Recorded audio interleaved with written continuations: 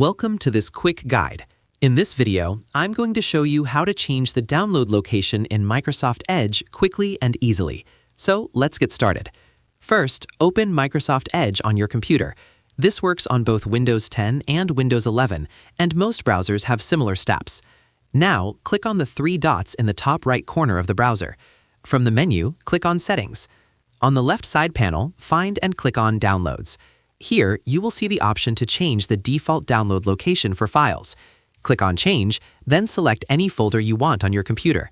For example, you can choose Desktop, then click Select Folder.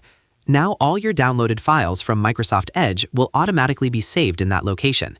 If you can't find the Downloads option, you can also use the search bar inside Settings and type Downloads, then open the same setting from there.